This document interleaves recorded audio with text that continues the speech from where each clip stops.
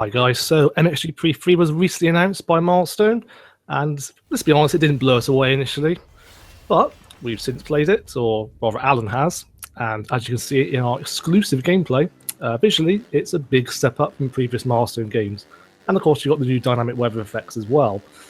But really, I think what everyone wants to know, Alan, is what is the frame rate like? I couldn't resist starting with that. Frame rate. Well, at the moment, the frame rate here, obviously, it's running 60 frames on the PC version. The eventual game will be running at 30 frames on console. But the one thing is that you look on these details is the amazing amount of particle effects and detail. I mean, if we look at the overall graphics that we're seeing here, it's a massive step up on MXGP on the original PS4 or the originals on the PS3 or even MXGP2.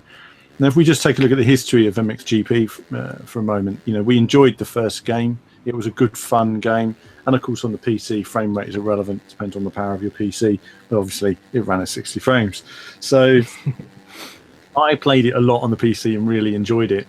And then, when it was being converted to the PS4, originally it was supposed to be a 60 frames per second title. It was running very smoothly, and you'll see that on a Gamescom video we filmed a couple of years ago. But unfortunately, they ended up locking it to 30 frames. I assume they couldn't hit a solid 60 frames. So rather than having a variable frame rate, they locked it to 30. When you see the MXGP2, I think we were expecting better of everything. Better frame rate, more detail. A lot of changes to the physics. And in fact, things went backwards. The frame rate could be a bit choppy at times on some corners. It felt a bit rushed. There didn't seem to be as much in the way of deformable ground, and just all round the game just felt lacking in so many ways. It was a disappointing game. So when we moved to news of MXGP3, I think immediate thoughts were, it hasn't been that long since the last one, comparatively, and is it just going to be kicking another one out the door? And that was the first thing. That was the fear, wasn't it? Because so we turned. With number 2, it wasn't enough of a step up, in all areas, sound, visually, and things like that. So number 3 comes along, and like you say, the sequel should always improve on the previous game, and yet MXGP2 was a step backwards. It made no sense at all. Yeah, and it was just too soon, we thought, for number 3. And how can they really, kick some more life into this series? And then we saw the screenshots, of course, and we thought, right. That was the turning point, I think. Yeah, it's like, this game does deserve our attention after all.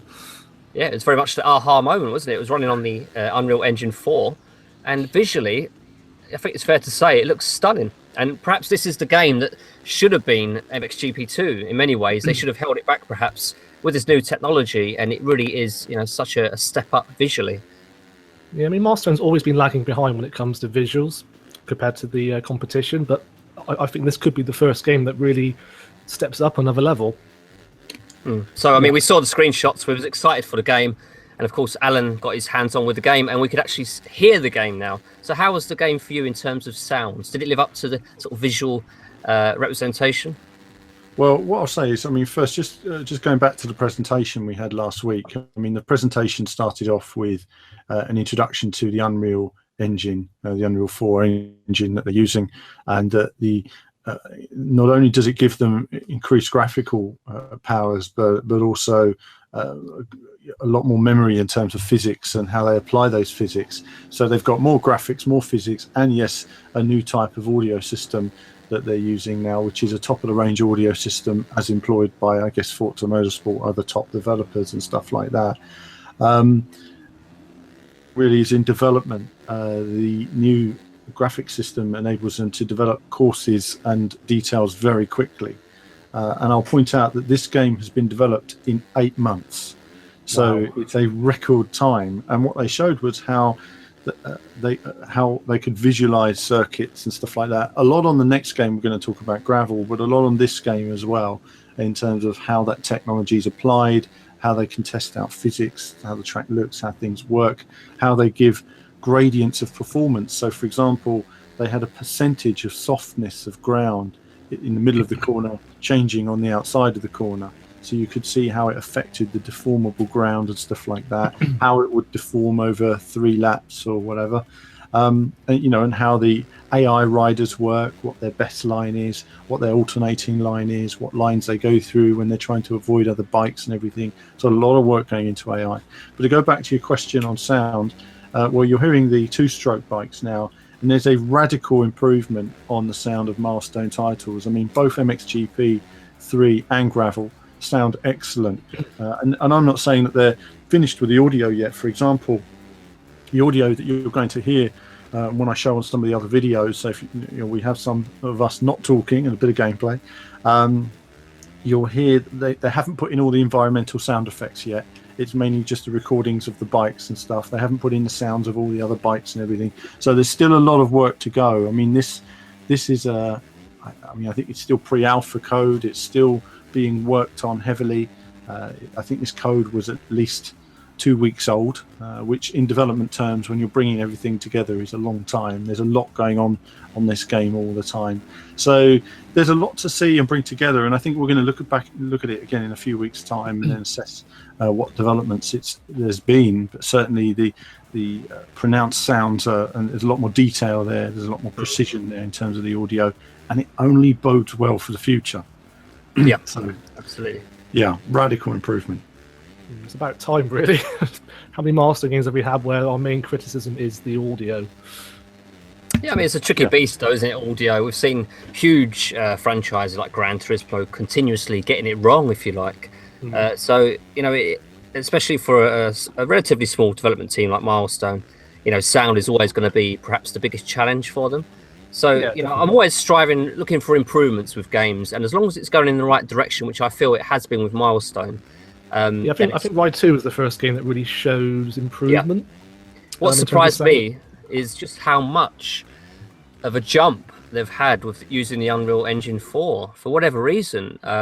We've seen a jump in visuals and sound and particle effects and whatnot. It all seems to have come in one big jump, which is really exciting. Like you say, Alan, it bodes well for the future. I mean, imagine Ride 3 with this technology. I mean, it's going to be absolutely incredible, and a contender for the best bike game ever released. It sounds like and best looking games. Yeah, it sounds like the jump to Unreal Engine 4 is the key for them to have made this jump. Yeah, it seems like it's unlocked so much for them, and the 8-month turnaround. It sounds like they still had a short amount of time that they might have had for MXGP2. It's still the short amount of time between games and short development time that this Unreal Engine and the sort of stuff they're able to do now is really helping them to focus on more important aspects and still produce a really polished game. Polished, yeah, absolutely. I will just say actually that all of the assets are new in this game. There's no assets used from previous games. Everything has been built from the ground up. And what's very impressive also is you saw them modeling the bikes. They're not just one model. They actually model them part by part and then piece them together. So it's like building the car like a model, the bike's like a model kit. It really was amazing seeing all these pieces come together on the bikes. So the level of detail going into the models is far beyond anything they've achieved before. Yeah, I have to say, if you look at MXGP1 and MXGP3 side by side, MXGP3 has a much more sort of grittier look to it. It looks more realistic. Yeah. I mean, the first game, by comparison, looks like a cartoon, I'd say. Yeah, a lot of that is down to the lighting, isn't it? It's like you say, it's a lot more gritty. Considerable difference, though. Yeah, I mean, especially so in the night conditions and in rain, and you've got the overcast skies, very dark, very moody feeling to it. You've got the sort of the gleam of the sort of rain on the mud. Very gritty looking and really impressive looking stuff, I've got to say. And much like with MXGP2, MXGP3 will sort of continue the tradition, if you like, of increasing more trackside detail. So we're seeing bigger crowds, just more trackside details, long draw distances. So you really get that sort of feeling that you're at a real place. You see the background scenery looks pretty stunning. You've got the mountains and the trees and whatnot. And it really does add atmosphere to the place. But the one criticism I do have so far, and bearing in mind this is sort of alpha footage, so it could very well change. And I had the same criticism in 2, is there's just not enough crowd sounds for me. You've got the crowds littering the sides of the track, but I don't really hear them that well. And I want to hear them sort of cheering me on as I race along. That's part of what I was getting at earlier. I mean, I did highlight that, and they did say, well, it's still a work in progress. I mean, the sound hasn't been completed yet. Yeah, so as I was saying, they put the bike sound in, but they haven't put in the sound of the environmental effects yet. And that's something which apparently is all going to be added in the coming weeks, because they haven't finished all the courses yet. I mean, it's all that deep in production, and we're not that far from launch. So they have a lot of work to do. But no, crunch. Graphically, it's a huge step forward. But when we talk about graphics and sound, I mean, there's one thing about Milestone. We've not found the gameplay has been lacking. It's always generally been the graphics and the sound that's really let them down. But one thing that this surprised me so much was the depth of the physics and the staggering move forward in that side. The way the ground is so deformable, the way it works, the way your bike handles, the way you squeeze the throttle and you feel that wheel spinning up and getting you around the corners. There's a lot more to learn, and I crashed off quite a few times. You'll see me crashing off and then getting better and better at the game. Is it more difficult, would you say, in that case? I would say it's much more difficult, much more. I mean, if you see on the comparison video, I never actually fell off my bike once through crashing. I hit one other bike and that was it. But other than that, I never crashed once. On MXGP3, I was falling off all over the place at first, and one of the reasons behind that was they still need to tweak the handling. The handling isn't quite finished yet, but one of the things was when you're going into a corner too fast, your bike would simply just understeer off the course. And if you're going into a corner, you can't do anything with your rear brake to pull the bike around in any way. You have to slow down and then squeeze the throttle hard to get the rear wheel spinning to get you round the corner. That's the technique. You have to be quite progressive then with your inputs. You do, and when you're exiting, balanced. Well, you do, but by spinning the bike, you get it round the sort of really tight apex, and then if you're slow going up a hill, you have to think about traction. So you've got to think about slowing to get the traction. There's all that in there, and I was testing using the second stick for the biker leaning and stuff like that. I wasn't doing any tricks on these runs. I'll add. I was just trying to learn how to ride it. Yeah. So there's still a lot of things to be added. I mean, half the replays features aren't added, the biker cam and lots of other stuff. The cameras aren't all in the game yet. I mean, wow, there's a lot not in there. But so physics-wise, the physics were impressive to everything. Pro physics, by the way. I have no idea. We couldn't change what it was set up as, but it felt like it probably wasn't pro. It was probably semi-pro, but I couldn't say for sure. But I can't remember what they're rating them as now. But the physics throughout the game have improved. Even the lady holding up the board, animated physics in the cleavage has been identified. Actually, I'm glad you mentioned that because we had these very odd-looking Monster Energy girls before. Now it seems to be replaced by equally odd-looking Tag Heuer girls this time around. So they still look a bit rough in terms of the face detail. So yeah, definitely. It's almost like becoming a tradition now, isn't it, with MXGP? So, yeah. There's no animation in the facial expressions. It's quite creepy. Yeah, I remember the trailer where they showed the real-life girl and then they showed the sort of animated girl, and it was hilarious. Wow, it looks just like her. Yeah, it was awful at the time, wasn't it? And wooden there. And you see she was quite orange in the original. She's a bit more pale in this game, it has to be said. But the physics have extended to that level as well as the riders as well here and there. So there we are. That's a nice little inclusion and a spot of detail. Perhaps looking at the gameplay, I mean, I think there's smoother animations. The game just looks more smooth the way the bikers transition and whatnot. And absolutely, way more animation. I mean, throughout, as well as the physics, there's way more animation of the bikes now and the way they're moving, and the particle effects are on another level compared to I mean, the particle effects are incredible. I mean, during the dry, you see the very fine sort of dust, and when you're racing at night, because the wet mud, you don't get that fine particles. You get more sort of chunks as you would in real life. So that's really good. Will the particle effects look as good as that on console? Well, at the moment, the expectation is that it will run at a slower frame rate because of the detail that's in the game. but the expectation is at the moment that it will convert accurately to console. And I will just point out, we're talking about physics. In the rain, difference to you'll actually look at the ground and you'll see it's very different in the rain, and you actually feel that difference as well. So yeah, I noticed there was one hill. You came around a tight turn, so you was doing pretty low speed, and you struggled to get up the hill in the wet. You struggled for traction. You could hear the bike revving away, topping out in its gear, and yeah, it's good to see that. There's definitely a lot more depth, isn't there, in handling, and the surface really does play a part. Depending on whether it's dry or wet or what actual surface type it is. So it's really good to see. Yeah, with their new ragdoll physics in place as well. Yes. There's a bit in one of the videos where you knock someone off and he goes flying into the wall. Oh yeah, it's brutal. It's absolutely brutal. I mean, there are some brutal accidents I had, even ones that weren't recorded, and bodies flying everywhere. And I'm amazed they've made it into the final game. I think you've seen near the start of the race, there's one where we just knocked somebody off the bike and they just go flying off into the crowd, basically, which is brilliant. Bodies flying into the crowd. It goes back to the improved animation there, doesn't it? Because before they just kind of flopped around the ground really unrealistically. It was comical more than it was brutal. Yeah, I guess in some ways, though, even the ragdoll physics are very comical, if not more comical in some ways. It's like it looks better in some cases, but in other cases it's going to look ridiculous. But honestly, I think it's a little bit of fun and not to be taken too seriously. It's good it's there, I think.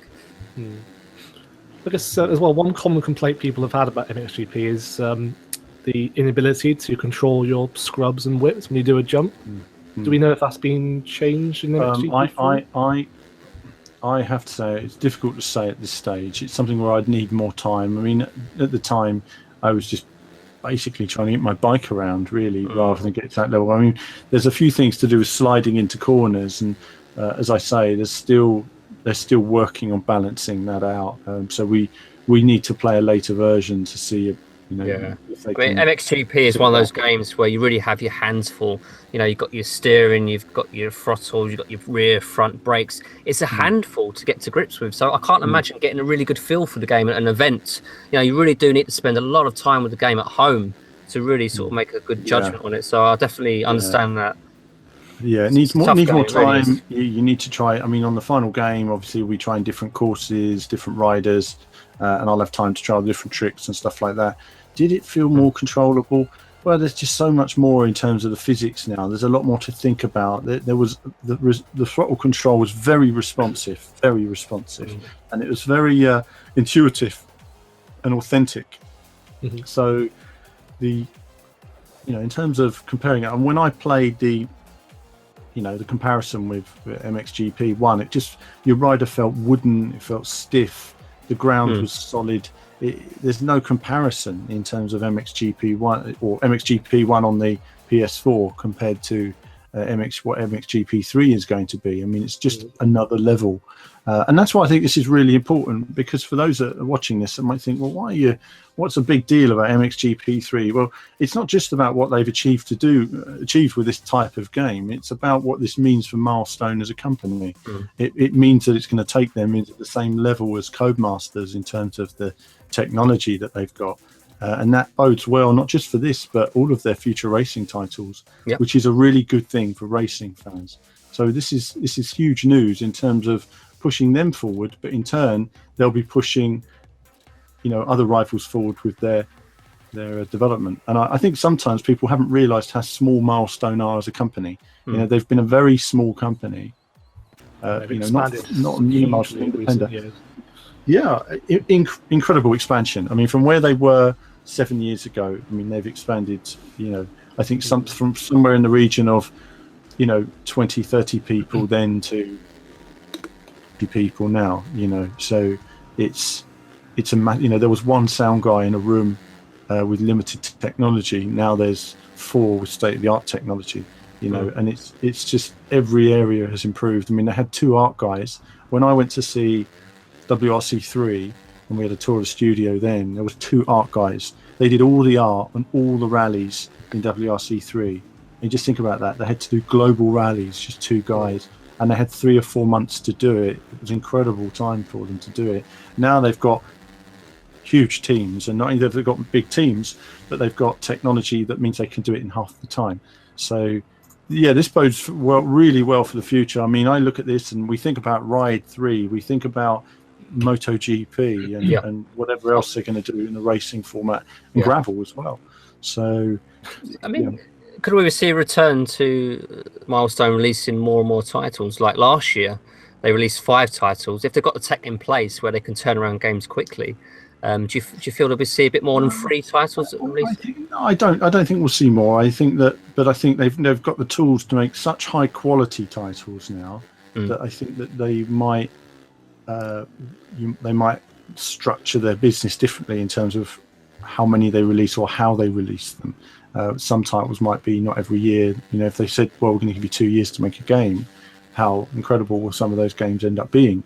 So I think that it depends on how they can get the sales. I mean, recently we saw Ride 2 was released in America, you know, 4 or 5 months after it was released everywhere else. Now, with some of their new upcoming titles, as I understand it, they're going to be going for a global release and releases very close together. So I know that MXGP3, they're going to be pushing harder in the US. So yeah, I'll just finish off then by saying that, you know, everything we've seen so far has been very exciting. We haven't seen the dynamic weather actually in play, but we've seen the different weather conditions. And I, for one, went in there expecting nothing special and came out really excited for this new game. It's one of my most sought after games this year. You know, it's potentially amazing, and it's great news for Milestone. Right, I mean, so that really bodes well for Milestone in the future then. It looks like it's going to be a significant step up for the series. I don't think there's much more we can add though at this stage for MXGP3. No, I think that's it. There's going to be, I will just say, there's going to be a lot more videos on the channel, so do check out on the channel. There'll be comparison videos, developer interviews, and a lot more besides, and a lot more coverage to come as we close on release in May. Yeah, so do check those out for everything on MXGP3, but that's it from us now, and we'll see you again next time.